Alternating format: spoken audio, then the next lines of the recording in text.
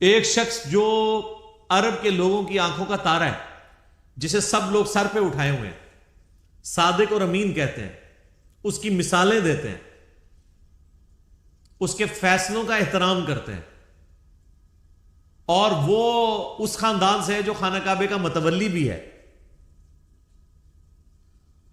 انہوں نے زیادہ سے زیادہ کیا سوچا ہوگا میرے ساتھ کیا کر لیں گے؟ زیادہ مسجد میں آنے میں پابندی لگا دیں گے نا، شہر بدر کر دینا، قتل کے فتوے جاری کر دینا. یہ تو نبی علیہ السلام نے سوچا بھی نہیں تھا کبھی.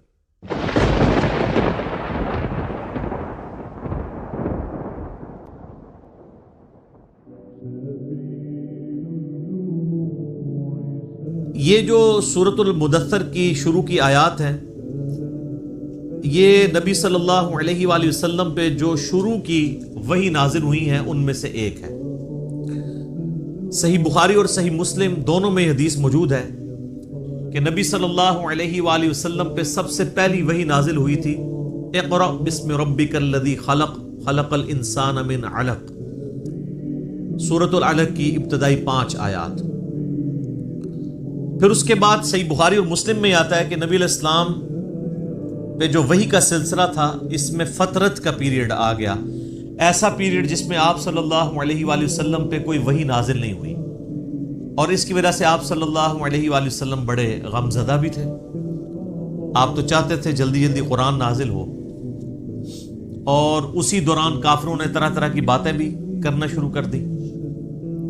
تو فترت کے پیریڈ کے بعد جو پہلی وحی نازل ہوئی ہے وہ سورۃ المدثر کی ابتدائی آیات ہیں. لہٰذا آپ صلی اللہ علیہ وآلہ وسلم پہ جو شروع کی وحی نازل ہوئی ہیں ان میں سے یہ بھی چند آیات ہیں.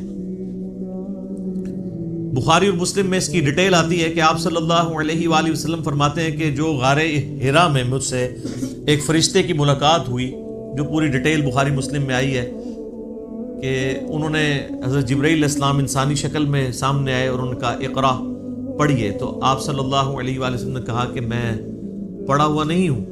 3 دفعہ یہ عمل رپیٹ ہوا، اور پھر جبرائیل نے آپ صلی اللہ علیہ وآلہ وسلم کو اپنے ساتھ سینے کے ساتھ لگایا اور پھر پڑھایا، تو آپ صلی اللہ علیہ وآلہ وسلم نے یہ آیات پڑھی.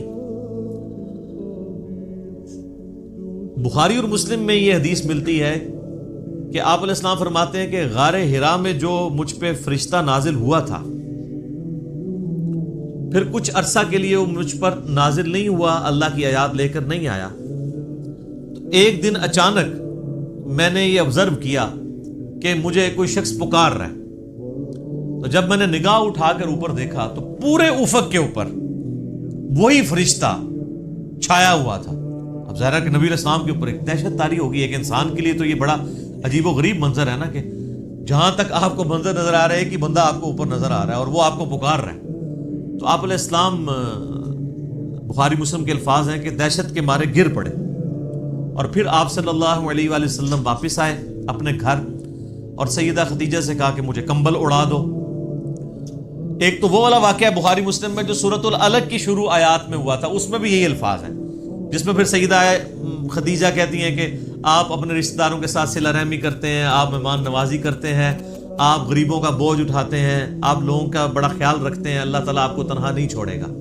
اس حدیث میں یہ الفاظ ہیں کہ جب یہ کمبل اڑایا گیا تو پھر اللہ تعالیٰ کی طرف سے اس فرشتے نے ندا دی اور یہ آیات پڑھی، یا ایھا المدثر قم فانذر وربک فکبر وثیابک فطہر.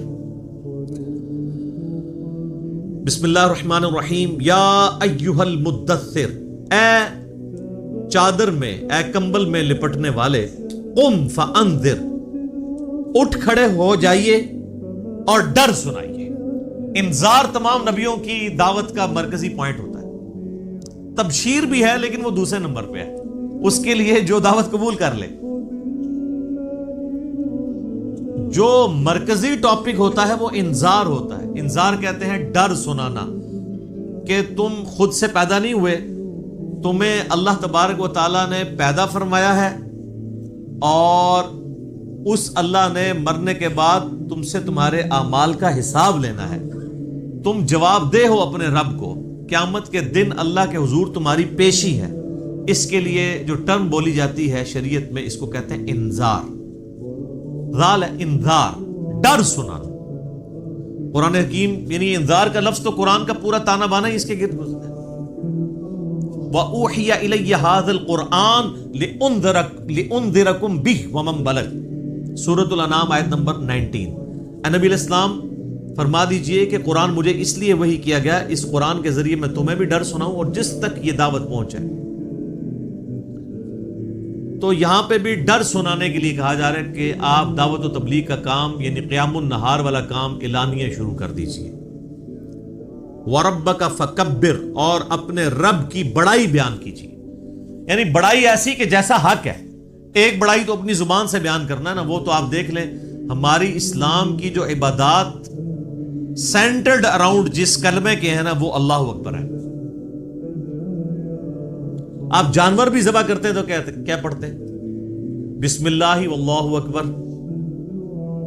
صحیح مسلم میں تکبیرات موجود ہیں۔ پھر آپ عید کی جو تکبیرات ہیں جو صحابہ کرام سے نقل ہوئی ہیں، تابعین سے، المصنف ابن ابی شیبہ میں، اللہ اکبر لا الہ الا اللہ واللہ اکبر وللہ الحمد۔ پھر یہ بھی آئی ہیں اللہ اکبر کبیرہ والحمد للہ کثیرہ وسبحان اللہ بکرۃ واصیلہ۔ پھر سر جو آپ 5 وقت نماز پڑھتے ہیں،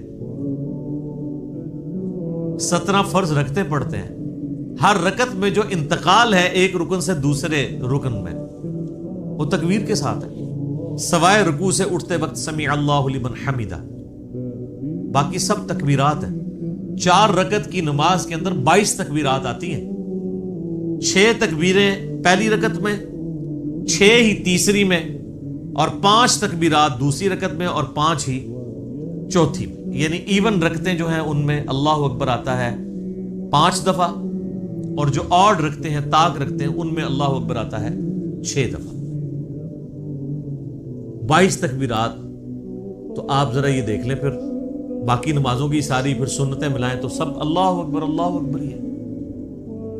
تو یہ تو کلمات ہیں کہ آپ نے اللہ کی بڑائی بیان کرنی ہے، بڑائی اللہ کے لیے ہے۔ ویسے ہم لفظی ترجمہ کر دیتے ہیں اللہ اکبر، اللہ سب سے بڑا ہے، یہ سمجھانے کے لیے ہوتا ہے۔ اصل اس کی جو اپروپریٹ ٹرانسلیشن اردو میں بنے گی وہ یہ ہے کہ تمام بڑائیاں، تمام بزرگیاں اللہ کے لیے۔ عموماً ہم جب اردو میں بڑائی کا لفظ بولتے ہیں نا کہ کوئی بڑا ہے تو اس سے پھر ہمیں وہ ذرا سائز ذہن میں آنا شروع ہو جاتا ہے۔ اللہ تعالیٰ کے لیے تو اس طرح کی تمثیل نہیں ہے نا، لیس کمثلہ شیء وہو السمیع البصیر، اللہ کی مثل کوئی شے نہیں ہے، وہ سننے والا ہے، دیکھنے والا ہے۔ بڑائیاں، تمام طرح کی خوبیاں، بڑائیاں، بڑے سے بڑے آنر کا جو لفظ ہے، کوئی صفت ہے، وہ اللہ کے لیے خاص ہے۔ اسی کے تحت ہم یہ سمجھتے ہیں کہ اللہ تعالیٰ کو اگر کوئی شخص خدا کہہ کر یا گاڈ کہہ کر پکار لے تو یہ جائز ہے، کیونکہ کیپٹل جی سے جو گاڈ لکھا جاتا ہے انگلش میں، یہ اسی خدا کے لیے لکھا جاتا ہے جس کو سب مانتے ہیں۔ فارسی میں خدا کا لفظ اللہ کے لیے بولا جاتا ہے، لہٰذا یہ جو اہل حدیث نے ایک فتنہ کھڑا کیا ہوا ہے اسماء و صفات کا، اور وہ یہ کہتے ہیں یہ خدا کا لفظ بولنا یا گاڈ کا لفظ بولنا یا اللہ کے لیے کوئی بھگوان کا لفظ بول لے تو یہ کوئی اسماء و صفات کا مسئلہ بن جائے گا، یہ کوئی شرکیہ مسئلہ ہو جائے گا۔ تو یہ ان کے یعنی ایک ذہن کی آپ سمجھ لیں کمزوری ہے، ایسا نہیں ہے۔ قرآن عربی میں نازل ہوا ہے، قرآن سے پہلے جتنی کتابیں الہامی ہیں وہ تو دوسری زبانوں میں نازل ہوئی ہیں۔ وَإِن مِّنْ أُمَّةٍ إِلَّا خَلَا فِيهَا نَذِيرٌ، اللہ تعالیٰ فرماتا ہے کوئی ایسی امت نہیں گزری جس میں ہم نے کوئی نہ کوئی ڈر سنانے والا نہ بھیجا ہو۔ تو ایک تکبیر تو ہے کہ آپ نے الفاظ بولنے ہیں، اور ایک تکبیر جو مشکل تکبیر ہے وہ دعوت و تبلیغ کا کام ہے کہ اللہ کی بڑائی بیان کرو جس طرح کے بیان کرنے کا حق ہے۔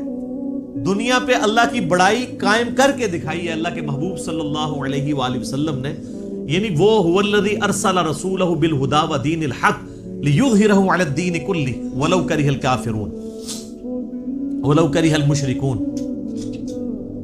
وہی اللہ ہے جس نے الہدا یعنی قرآن اور دین حق کے ساتھ اپنے پیغمبر کو مبعوث کیا تاکہ اسے تمام ادیان پر غالب کر دے، خواہ کافر اس کا برا مانے۔ مسند احمد میں حدیث ہے، نبی علیہ السلام فرمایا قیامت اس وقت تک قائم نہیں ہوگی جب تک کہ دنیا کے ہر گھر میں میرا پیغام نہ پہنچ جائے اور لوگ چاہتے ہوئے یا نہ چاہتے ہوئے اس دعوت کو قبول کر لیں۔ اچھا، یہ بات صحابہ کرام کو تو شاید سمجھ نہ آئی ہو کہ یہ کیسے پاسبل ہے کہ دنیا کے ہر گھر میں اتنا بڑا ڈیٹا کون رکھ سکتا ہے. لیکن سر آج یوٹیوب حفظہ اللہ، گوگل دامت برکاتوں عالیہ، اسلام کے بارے میں کوئی اسٹڈی کرنا چاہے تو اس تک نہیں بات پہنچ سکتی. پہنچ کی ہوئی ایک واقعہ ہوتا ہے پوری دنیا کے اندر وہ واقعہ پہنچ جاتا ہے. تو یہ ایک میڈیا کی برکت سے یہ ساری چیزیں، اور پھر جب یہ یعنی ایک مزید آگے معاملہ بڑھے گا تو پھر تو دعوت الحمدللہ گھر گھر تک پہنچے گی. تو اس رب کی بڑائی بیان کرو، ایک تو بولنے کے اعتبار سے، باقی پریکٹیکلی بھی اس کے لیے آپ اللہ تعالیٰ کے گواہ بن کر کھڑے ہو جائیں اور انسانیت کے اوپر حجت تمام کریں.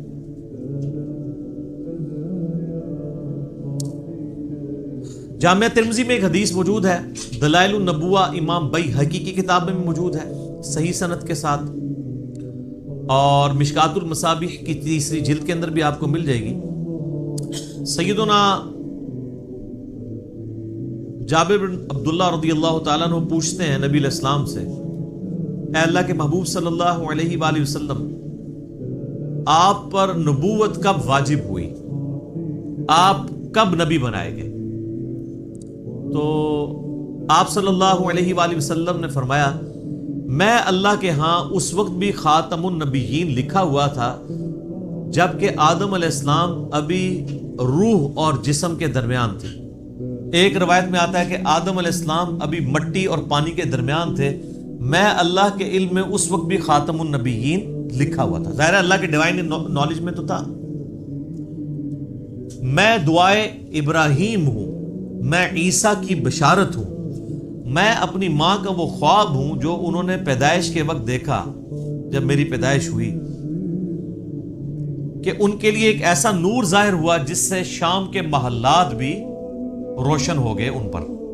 یعنی نبی علیہ السلام کی پیدائش کے وقت آپ علیہ السلام کی والدہ کو خواب کے ذریعے بشارت دی گئی کہ آپ سے جو بچہ پیدا ہونے والا ہے اس کی حکومت بالآخر رومن امپائر کے اوپر بھی حاوی ہو جائے گی. اور پھر لوگوں نے دیکھا. تو لیکن یہ جو ہم جس نبوت کے یعنی مبعوث ہونے کا ذکر کر رہے ہیں وہ نبی علیہ السلام کی مبارک زندگی کے 40ویں سال کے بعد کا معاملہ ہے. آپ علیہ السلام پیدائشی طور پر پیغمبر تھے لیکن مبعوث نہیں ہوئے تھے.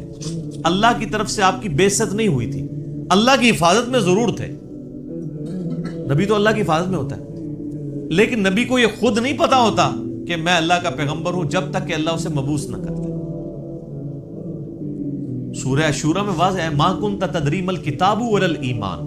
اے نبی، قرآن کے نزول سے پہلے نہ تو آپ کتاب سے واقف تھے اور نہ ایمان کی تفصیلات کو جانتے تھے، بلکہ اللہ نے اس کتاب کو آپ کے لیے ہدایت کا ذریعہ بنایا. وَإِنَّكَ لَتَهْدِي إِلَىٰ صِرَاطٍ مُسْتَقِيمٍ، اور اب آپ بھی لوگوں کو سیدھے راستے کی طرف بلاتے ہیں. حتیٰ کہ صحیح بخاری میں سیدنا ابو بکر الصدیق رضی اللہ تعالیٰ عنہ کا ایک بڑا خطرناک قسم کا خطبہ موجود ہے. خطرناک میں اس لیے کہہ رہا ہوں کہ پاکستان میں 295C لگی ہوئی ہے، ورنہ حضرت ابو بکر میں فٹ کر دیتے ہیں جو انہوں نے ڈاکٹرائن بتائی ہوئی ہے. صحیح بخاری میں خطبہ موجود ہے، میرا ایک یوٹیوب پہ کلپ بھی ہے، صحیح اور بخاری اور مسلم سے قرآن کے فضائل پہ 8 احادیث. اس میں میں نے یہ حدیث بتائی تھی کہ سیدنا ابو بکر جب خلیفہ بنے رضی اللہ تعالیٰ عنہ علیہ السلام، تو انہوں نے جب پہلا خطبہ دیا تو اس میں ان کے الفاظ ہیں کہ اللہ تعالیٰ نے محمد صلی اللہ علیہ وآلہ وسلم کو اس کتاب کے ذریعے ہدایت دی. ذرا الفاظ سننے، محمد کو اللہ نے اس کتاب کے ذریعے ہدایت دی اور اب تم نے یہ کتاب کا پیغام ان کی امت تک آگے پہنچانا ہے. شکر ہے ادھر کوئی کھڑا نہیں ہو گیا کہ یار امیر المومنین یہ آپ کیا کہہ رہے ہیں، نبی علیہ السلام پہلے گمراہ تھے. نعوذ باللہ، گمراہ نہیں تھے، لیکن آپ کی ہدایت ڈیٹم لیول کی تھی، بنیادی تفصیلات نہیں تھی اس میں. قرآن میں وَوَجَدَكَ ضَالًّا فَهَدَىٰ، اے نبی آپ کو ہم نے اپنی محبت میں حق کی تلاش میں خود رفتہ پایا تو منزل مقصود تک پہنچاتی ہے. یہ گمراہی والا ترجمہ تو غلط کیا ہے، اس کے اوپر جو بریلوی گرفت کرتے ہیں نا اہل حدیث اور دیوبند کی، وہ ٹھیک کرتے ہیں. ضال کا مطلب نبی علیہ السلام کے لیے گمراہی نہیں ہوگا.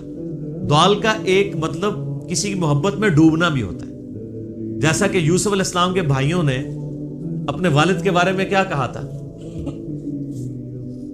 ان ابانا لفی ضلال مبین، ہمارے ابا جان تو اس بیٹے کی محبت میں ڈوب چکے ہیں. وہ یہ تو نہیں کہہ رہے تھے ہمارا ابا گمراہ ہو گیا ہے، وہ یہ کہہ رہے تھے کہ یہ اس ایک بیٹے کی محبت میں ڈوبا ہوا ہے، ہمیں بھی ذرا توجہ دے.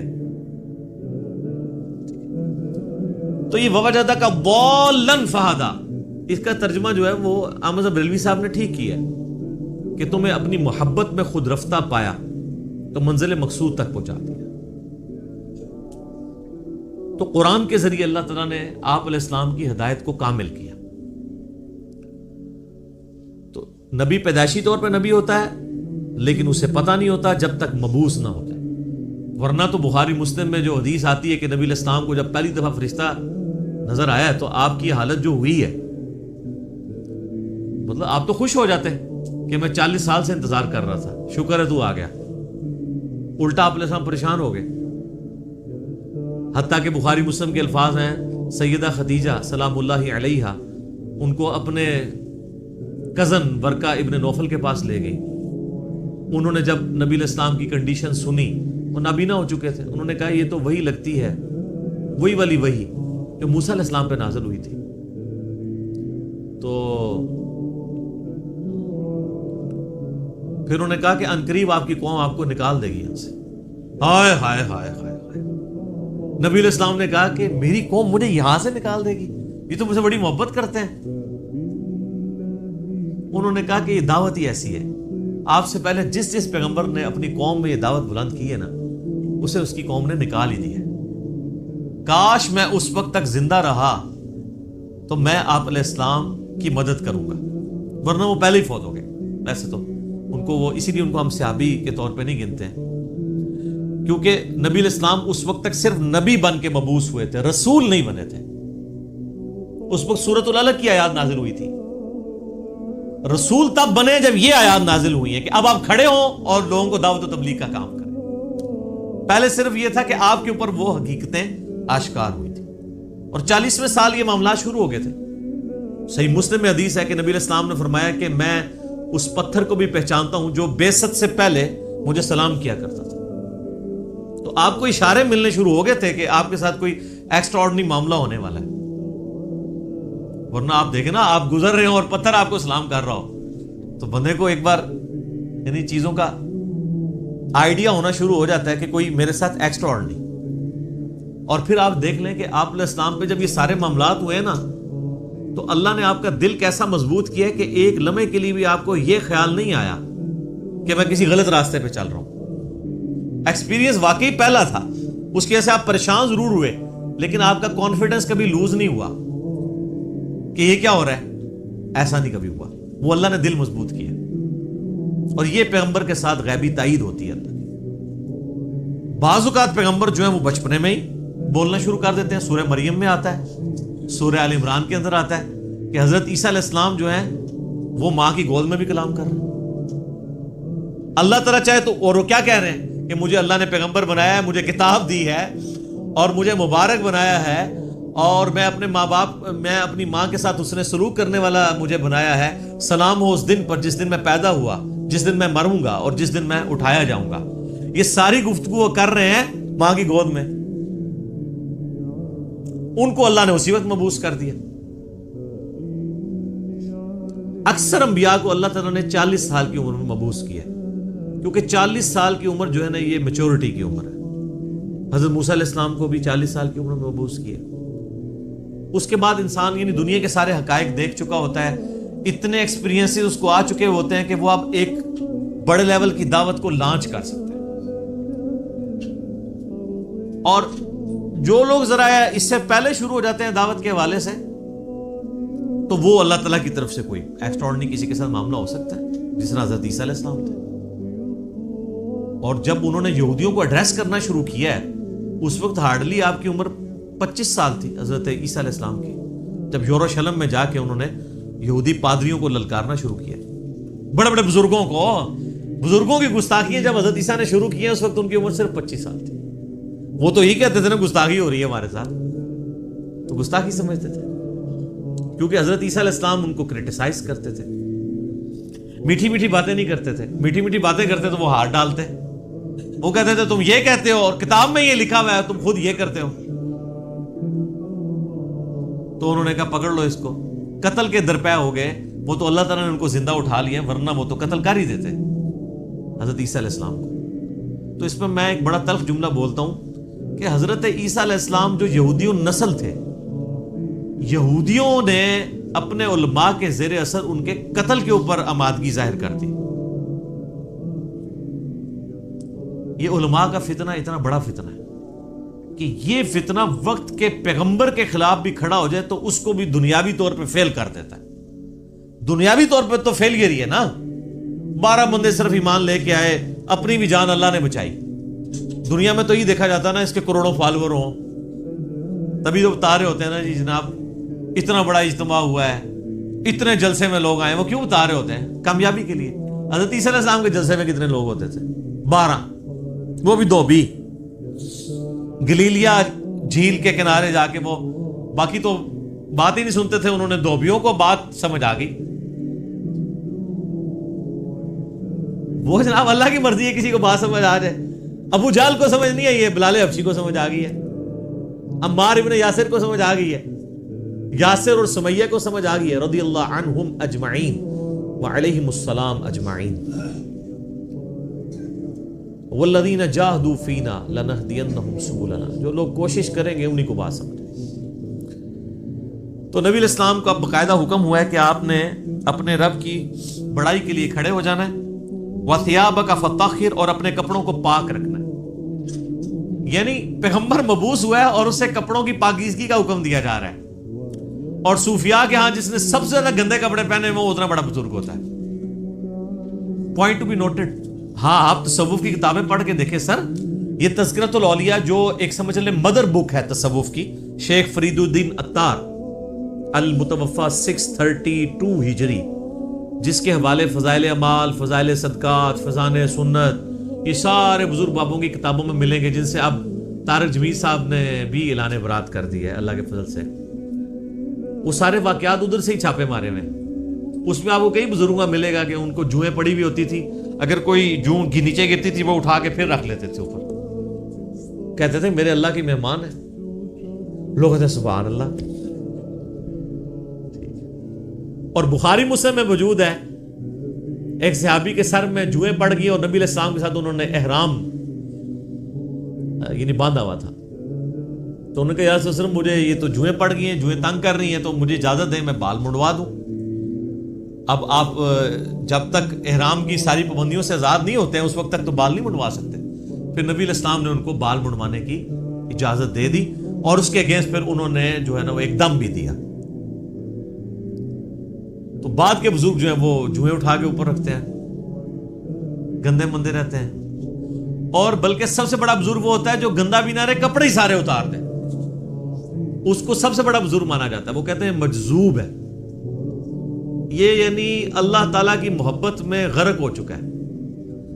یعنی اس کا مطلب ہے کہ اللہ کی محبت میں غرق ہونے کا مطلب یہ ہے کہ بندے کے کپڑے پہلے چلے جاتے ہیں. تو اللہ تعالیٰ کی معرفت سب سے زیادہ مخلوقات میں سے کن کو ہوتی ہے؟ انبیاء کو. تو کہیں ملتا ہے کہ انبیاء کرام علیہ السلام پہ جب اللہ کی محبت کا غلبہ ہوتا تھا تو وہ کپڑے اتار دیتے تھے؟ کہیں ملتا ہے ایسی بات؟ تو یہ پھر اس لیے ہم کہتے ہیں کہ انبیاء کا جو دین ہے وہ اور ہے, بابوں کا دین اور ہے, اور کتابوں کا دین اور ہے. یہ بابوں کا دین ہے اور کتابوں کا دین وہ ہے جو صحیح سند کے ساتھ صحابہ اکرام اہل بیت کے ذریعے اور بعد میں محدثین کے ذریعے دین ہم تک پہنچے. نبی علیہ السلام کو شروع کی وحی میں کہا جا رہا ہے کہ آپ نے اپنے کپڑوں کو پاک صاف رکھنا ہے, روحانی طور پہ بھی پاک رکھنا ہے. یعنی ایک اللہ تعالیٰ نے جیسا کہ سورۃ الاعراف میں آتا ہے کہ تقویٰ کا لباس سب سے بہتر لباس ہے. تو وہ یعنی آنکھوں کی پاکیزگی, ہاتھوں کی پاکیزگی, ایک تو فزیکل نجاست سے بھی اور روحانی طور پہ بھی, حرام کی طرف نگاہ نہ اٹھے, ہاتھ حرام کی طرف نہ بڑھے. تو فزیکل نجاست بھی ختم کرنی ہے اور انٹلیکچوئل نجاست بھی ختم کرنی ہے. اور کیا کرنا ہے؟ وَالرُّجْزَ فَاهْجُرْ, اور بتوں سے بھی آپ نے دور رہنا. آپ علیہ السلام پیدائشی طور پہ ہی بتوں سے ہمیشہ دور رہے. اب اسٹرکٹلی آ رہا ہے کہ اس چیز کو آپ نے اب پریکٹس کرنا ہے. وَلَا تَمْنُن تَسْتَكْثِرْ، اور کسی پر احسان نہ کیجئے زیادہ لینے کی نیت سے. یعنی کسی کے ساتھ اگر آپ نیکی کر رہے ہیں تو دماغ میں یہ نہ رکھیں کہ میں اس کے ساتھ نیکی کر رہا ہوں تو یہ بدلے میں میرے ساتھ کرے گا. بے لوث ہو کے کریں، ایثار کے جذبے کے تحت. وَلِرَبِّكَ فَاصْبِرْ، ہائے ہائے یہ ہے بات. اپنے رب کے لیے صبر پھر اختیار کیجیے. یعنی آپ کو بتایا جا رہا ہے کہ آپ یہ معاملہ کوئی اتنا آسان نہیں ہونے والا. آپ ذرا دیکھیں جب یہ آیات نازل ہو رہی ہیں اس وقت تو آپ علیہ السلام کے تو دماغ میں بھی نہیں یہ بات کہ میرے ساتھ آگے ہونا کیا ہے. ایک شخص جو عرب کے لوگوں کی آنکھوں کا تارا ہے، جسے سب لوگ سر پہ اٹھائے ہوئے ہیں، صادق اور امین کہتے ہیں، اس کی مثالیں دیتے ہیں، اس کے فیصلوں کا احترام کرتے ہیں، اور وہ اس خاندان سے ہے جو خانہ کعبے کا متولی بھی ہے. انہوں نے زیادہ سے زیادہ کیا سوچا ہوگا میرے ساتھ کیا کر لیں گے؟ زیادہ سے زیادہ مسجد میں آنے میں پابندی لگا دیں گے نا، شہر بدر کر دینا، قتل کے فتوے جاری کر دینا. یہ تو نبی علیہ السلام نے سوچا بھی نہیں تھا کبھی. اب یہ جب یہ آیات نازل ہو رہی ہے کہ آپ نے صبر کا دامن نہیں چھوڑنا. اللہ کو تو پتہ ہے نا میں نے کرنا کیا ہے اپنے نبی کے ساتھ. ظاہر ہے وہ تو اللہ تعالیٰ فرماتا ہے کہ ہم نے قرآن پاک میں مضمون کئی جگہ ہے کہ ہم نے تمام نبیوں کے مخالفین جن و انس میں سے اٹھائے ہیں. اللہ تعالیٰ کہتے ہیں ہم نے اٹھائے ہیں. مراد یہ کہ جب اٹھتے ہیں تو ہم انہیں اٹھنا دیتے ہیں تاکہ یہ کشاکش ہوگی تو پھر حق اور باطل کی کشاکش کے بعد پھر سچائی کی چاشنی فیل ہوتی ہے نا. اگر پیاس ہی نہ ہو تو ٹھنڈے پانی کی قدر کیا آئے گی؟ تو اللہ تبارک و تعالیٰ نے اپنے نبی کو بھی ان آزمائشوں سے گزارا ہے. انڈیویجول آپ علیہ السلام پہ بھی بہت آزمائشیں آئی اور اجتماعی طور پہ صحابہ اور اہل بیت پہ بھی آئی ہیں. لیکن جب یہ آیات نازل ہو رہی ہیں تو اب آپ یہ سمجھ لیں کہ یہ ابھی آپ علیہ السلام کے یعنی جو بخاری مسلم میں آتا ہے کہ آپ کے پیٹھ کے اوپر اوجڑی رکھی گئی اور آپ اٹھ نہیں سکے، یہ واقعہ نہیں ہوا. آپ کے گلے کے اندر صحیح بخاری مسلم میں آتا ہے کہ وہ ڈالا گیا کپڑا اور اتنی زور سے دبایا گیا کہ قریب تھا کہ آنکھیں ابل آتی. یہ واقعہ نہیں ہوا. طائف کا واقعہ نہیں ہوا کہ جس میں پتھر اتنے مارے گئے کہ مبارک خون سے جوتیاں بھی بھر گئیں. یہ واقعہ نہیں ہوا. پھر قتل کے فتوے کے رات کے وقت سیدنا ابوبکر کو ساتھ لے کے اور مولا علی کو اپنے بستر پہ لٹا کے آپ علیہ السلام ہجرت کے لیے نکل گئے. یہ واقعہ بھی نہیں ابھی ہوا. اور سر پر مدینے میں تو لائف ہی پوری ڈائنامک. جاتے ہی یہودی متھے مارے لگ گئے، جا کے منافقین اوپر سے کلمہ پڑھ لیا، پیچھے سے وہ یعنی جڑیں کاٹتے رہے. پھر غزوہ بدر میں جو کچھ ہوا، احد میں تو نبی علیہ السلام کے دانت بھی شہید ہو گئے اور آپ کی شہادت کی خبر مشہور ہو گئی. اس قدر آپ کا خون بہہ گیا. خندق کے وہ موقع کے اوپر آپ علیہ السلام کو سخت سردیوں کی راتوں میں کس طریقے سے ایون صحابہ کہتے ہیں ٹوائلٹ جانا ہمارے لیے مشکل ہو جاتا تھا، سامنے سے تیر آ کے لگ جاتا تھا. اس کے بعد پھر صلح حدیبیہ والی جو مشقت کاٹنی پڑی، اتنا پیدل سفر کر کے پھر ایک پیس ٹریٹی کر کے واپس جانا پڑ گیا، عمرہ بھی نہیں کیا. پھر غزوہ خیبر والی جو ایک معاملہ آیا وہ کئی ہفتوں تک. اس کے بعد پھر فتح مکہ کے لیے 10,000 کے صحابہ کو کے لشکر کو لے کے نکلے رمضان کے مہینے کے اندر. ہم لوگ ادھر ایسی میں بیٹھے ہوئے. اور پھر ختم نہیں ہوا معاملہ. فوراً فتح مکہ کے 3-4 مہینے کے بعد قبیلہ حوازن کے ساتھ جو ہے وہ جنگ غزوہ حنین ہو گئی. 12,000 کا لشکر تھا. بس تکبر کے جملے نکل گئے کچھ اصحاب سے کہ ہم 313 تھے تو غالب آئے تھے، آج تو ہم ہے ہی بہت ہیں. تو قرآن کے الفاظ ہیں، اللہ تعالیٰ نے یقین کریں کہ اتنے سخت الفاظ کے اندر جسے کہتے ہیں نا میڑا مارتے ہوئے، تانا دیتے ہوئے بات کی ہے. اللہ نے فرمایا تم نے یہ بات کی، تمہیں تو کہنا چاہیے تھا اللہ کی مدد سے فتح ہوئی تھی. تو دیکھ لو جب تم نے یہ جملہ بولا تو دیکھو تمہیں راستہ بھی نہیں پھر ملا بھاگنے کا. 80 بندے بخاری مسلم میں آتا ہے نبی علیہ السلام کے ساتھ رہ گئے. صرف 12,000 میں سے 80 بندے، باقی سب بھاگ گئے. وہ سامنے سے تیر ہی ایسے لگے ان کو. وہ تیر کے بڑے ایکسپرٹ تھے قبیلہ حوازن کے لوگ. اور پھر پیرلل میں جناب وہ رومن امپائر نے نبی علیہ السلام کا سفیر قتل کر دیا. آپ نے غزوہ موتا کے لیے جو ہے وہ وہاں بھی مہم روانہ کر دی زید ابن حارثہ کی سرکردگی میں. اتنے معاذوں کے اوپر پیرلل میں. اور پھر اس کے بعد غزوہ موتا کے بعد پھر وہ غزوہ تبوک کے لیے آپ علیہ السلام خود، جسے وہ جیش العسرہ کہا جاتا ہے، تنگی والا جو مارکا.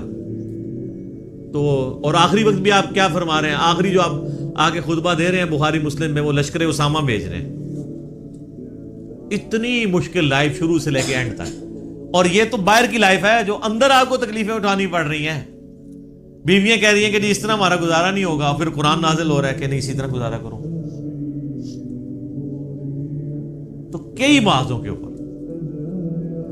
اب یہ سارے معاذ اگر آپ کے ذہن میں ہو نا، تو پھر آپ یہ آیت پڑھیں والی ربی کا فصبر. اے نبی علیہ السلام، آپ نے اللہ کے لیے صبر کرنا ہے. ابھی تو بڑے بڑے مراحل آنے ہیں.